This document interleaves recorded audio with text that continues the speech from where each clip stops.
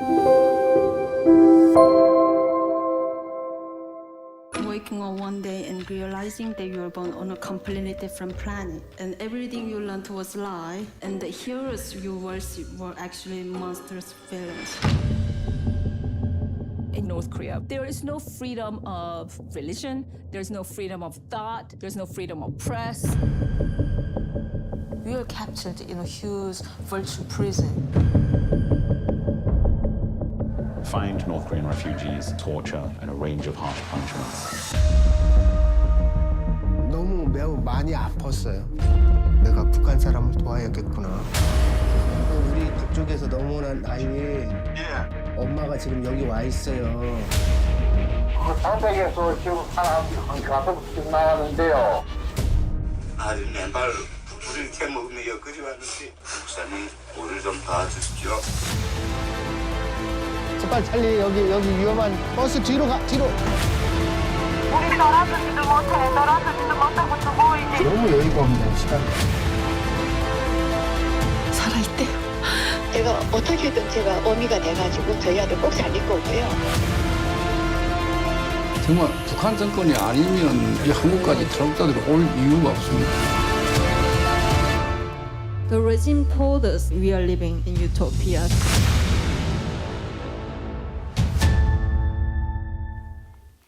안녕하세요. 저는 탈북자들을 구출하고 또 복음을 전하고 있는 갈렙성교회 대표 김서훈 목사입니다. 혹시 아직 비욘드 유토피아를 못 보신 분들을 위해서 짤막하게 목사님이 이 사역을 왜 하게 되었고 비욘드 유토피아에 어떻게 참여하시게 되었는지 그 동기를 좀 말씀해 주세요. 사실 이 비욘드 유토피아가 이렇게 파이가 커질 줄은 저는 꿈에도 상상도 못했고요. 미국에서 온 아줌마들이 겁이 없는 사람들이었어요. 머리도 백인이라서 그렇고 또 수미테리 박사 같은 건 자기도 유명한 사람이 이거를 하겠다. 사실 중국에 이분들이 들어간다는 거는 오히려 자신들이 감옥에 갈 수 있는 일들인데도 저한테 좀 찍고 싶다. 그래서 사실 거절을 했습니다.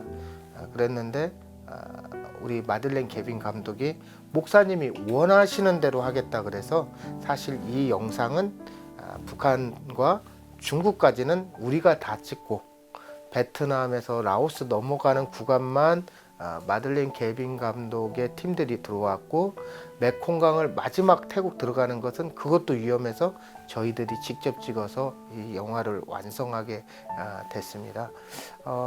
무엇보다도 이 북한 사역을 시작한 게 저에게는 딱 두 가지에 있습니다.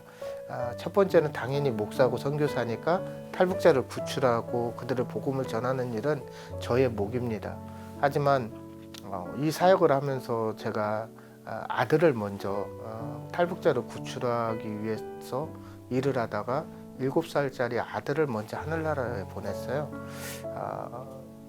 제게는 목에 상처도 있고 사실 철심이 이렇게 박혀 있어요. 허리 수술도 3번 했고 또 어머니가 저를 돕다가 중국 감옥에 가고 저도 감옥에 가고 그럴 때 사실 수갑을 탁 탔을 때 그래도 그냥 하나님 상급이네요. 어머니가 감옥에 들어가서 할렐루야 하고 들어갔습니다. 그랬지만 그 모든 것 다치고 아픈 거는 상급이었지만 자녀를 데려가시는 것은 사실 상급이라고 느껴지지 않았고요. 하나님이 너무 원망스럽고 그냥 저희 아내 표현으로는 하나님, 내가 하나님은 부정할 수 없지만 차라리 내 자식을 데려갔으니 나도 데려가십시오 할 정도로 우리는 패닉에 빠져 있었어요. 그러던 중 아내가 죽고자 40일을 금식했는데 하나님께서 지옥으로 들어가는 북한 사람들을 보여주셨어요. 그리고 너는 내 아들은 내가 천국에 데려왔는데 너의 고륙이와 친척과 로마서 9장 3절을 이야기를 해주면서 저 북한에 수도 없는 사람 지금 죽어가고 있다. 그 얘기를 듣고 저희들 다시 회복해서 아들의 유골을 바다에 뿌리면서 둘이 다짐했습니다. 너는 7살에 하나님의 부르심을 받았지만 사실 정상적이면 7, 80이었잖아요. 너의 나머지 생애만큼 엄마 아빠가 사람을 살리고 생명을 살리는 일에 목숨을 다하고 이 일을 하겠다. 그게 이제 인간의 신념 또 목사로서의 하나님에 대한 주의종으로서 이 두 가지가 저를 여기까지 인도하게 한 것 같습니다. 비욘드 유토피아가 이렇게 큰 파일을 낼 줄 몰랐다 그러셨잖아요. 어느 정도까지 기대하셨어요? 사실 한국에서 저희들이 탈북자를 구한다는 것은 너무 잔인한 시간들이었어요. 왜 그러냐면 저 같은 경우에 재정이라는 게 한정적이게 해서 중국에서 탈북민이 10명이 저에게 살려달라고 얘기하는데 저는 아무리 노력해도 3명밖에 살려줄 수 없어요. 근데 살고 싶은 사람이 10명 중에 3명만 살고 싶을까요? 아마 전부 다 살려달라고 애걸을 하는데 목사가 잔인하게 당신 이거는 있잖아요. 인간으로 할 짓이 아니었어요. 그리고 두 번째는 다음에 당신들을 꼭 데려갈게 그랬는데 가서 보니까 북송돼서 수용소 갔다든지 또 총살을 당했다든지 이런 얘기를 들으면 너무 잔인해서 제 자신이 사실 이 사역을 그만두고 싶을 때가 너무 많았어요. 그러다가 우연하게 제가 이 비욘드 유토피아 같은 다큐멘터리 한 10편 했다고 그랬는데 다큐멘터리가 나갈 때마다 믿음의 사람들이 저 작지만 10,000원이라도 10달러라도 100달러라도 보내면서 이 사역에 보태겠습니다 하다 보니까 사람들을 또 더 살리는데 여긴 두 가지가 있더라고. 살리는 건 좋은데 또 그 다큐멘터리를 본 사람들이 탈북민들이 도움을 받으려고 너무 많이 또 연락이 와서 참 이런 양축이라고 할까 이런 게 어려움은 있었습니다. 그래서 국내에서 알리고 참 너무 힘든 가운데 비욘드 유토피아 이 사람들도 와서 사실 미국에서 이게 찍어가지고 자기들이 미국에 내놓는다고 그러는데 내 조국의 문제도 아니고 또 남의 얘기 같은데 저들이 이걸 찍어서 뭐 할까? 서양애가 이걸 찍어서 오히려 더 위험해지지 않을까 걱정도 많이 했지만 제게 주신 마음이 있었어요. 어떻게든지 북한을 알리는데 수미테리 박사도 자기가 북한을 한반도의 상황을 알리는데 최선을 다한 것처럼 우리가 이것저것 가리는 게 아니라 정말 사람을 살리고 생명을 살리는 일이라면 그래 합시다. 이 비욘드 유토피아는 특별한 게 전부 다 여성이에요. 우먼 파워예요. 그리고 아가씨하고 아줌마하고 달라요. 너무 무서운 게 없는 사람들이었는데 무서움이 없는 만큼 또 사실은 너무 놀라운 일들이 이제 발생이 됐어요. 코로나 기간 동안에 사실 탈북민들을 거의 못 구했잖아요. 그래서 저도 포기했습니다. 이 사역을. 이제 하나님, 이제는 처음에 코로나가 시작될 때 한 달만 있으면 될까? 넉넉 잡아서 뭐 석 달이겠지. 6개월이면 끝날 거야. 근데 막 1년이 지나고 2년이 지나니까 사실 하나님이 여기까지만 저를 사용하시는가 보다. 그런데 어느 날 갑자기 썬댄스 영화제에서 상을 받았다. 막 영국의 아카데미 최종 후보에 올랐다 보니까 갑자기 뭐 정신이 없어지고 그랬어요. 그래서 사실 이렇게까지 커질지는 상상도 못했습니다. 비욘드 유토피아가 가진 파워가 아닌가.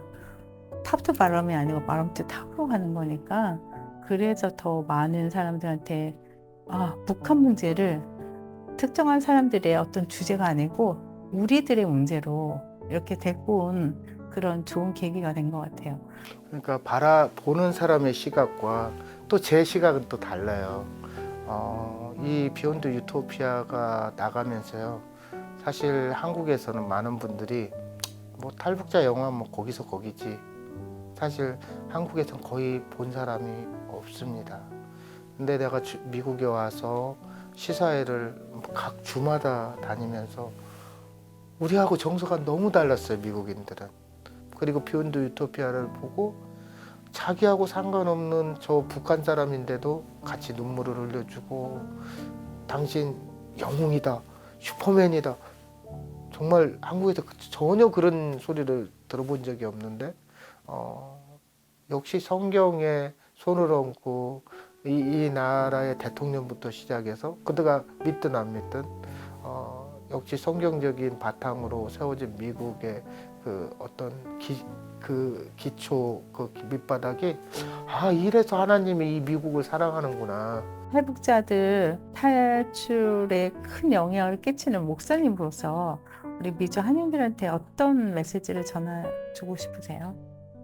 제가 여기 미국에 와서 어떤 분이 저를 초청해서 만났는데 자기가 막 되게 잘 사는 모습을 보여주면서 자기 미국 올 때 주머니에 $40 들고 왔다. 근데 열심히 살아도 이렇게 잘 살고 있다. 그래서 너무 부러웠어요. 그런데 이분께서 제가 한국의 이야기를 하고 고향의 봄을 불러줬는데 눈물을 주르륵 흘리는 거예요. 그러면서 자기 고향에 있을 때 보리밥 먹던 이야기, 과거 이야기를 하더라고요. 누구나 똑같은 것 같아요. 미국에 살지만 고향에 대한 한인 일세의 그리움, 고향에다 계신 부모님의 그 무덤, 선영, 이런 것들이 아무리 불을 누려도 그것이 전부는 아니었던 것 같아요. 오히려 이 영화를 그분도 보시면서 이런 얘기를 하더라고요. 탈북자에 대해서는 자세히 모르지만 과거 자기가 미국에 올 때 그때 한반도의 상황은 6.25 끝나고 올 때 저 비욘드 유토피아에 보여진 북한 사람과 그렇게 크게 다르지 않았다. 그 얘기를 하시더라고요. 그래서 그때 제가 생각하기를 우리도 마찬가지지만 하나님이 없는 이거는 아무것도 아니다. 결국은 그분이 보리밥 먹던 걸 더 생각하듯이 우리의 진짜 고향은 한국도 아니고 북한도 아니고 하나님 나라 아니겠어요? 이 비욘드 유토피아를 보고 많은 분들이 왜 우리의 진정한 삶이 어떤 거에 포커스가 맞춰져야 되는지, 그래서 많은 분들이 이게 전도용으로 사용됐으면 좋겠어요.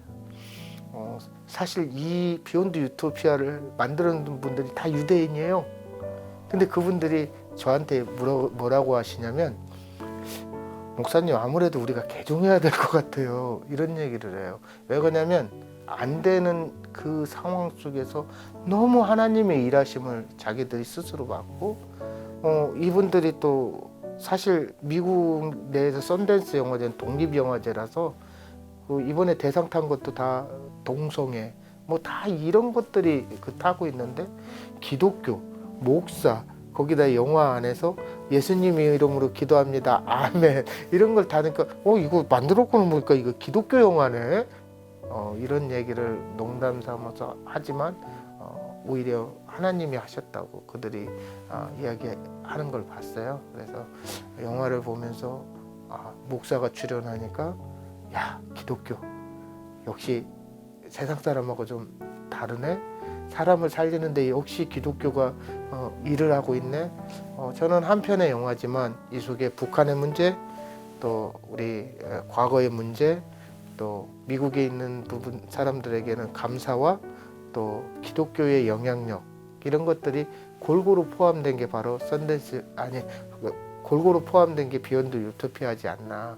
그래서 사도 바울이 너희가 무엇을 하든 주의 영광을 위해서 일하라고 한 것처럼 저는 작은 자이지만 이 영화 한 편으로 많은 사람들에게 기독교의 그 모습을 보여주는 것 자체가 감사하고, 또 우리가 이러잖아요.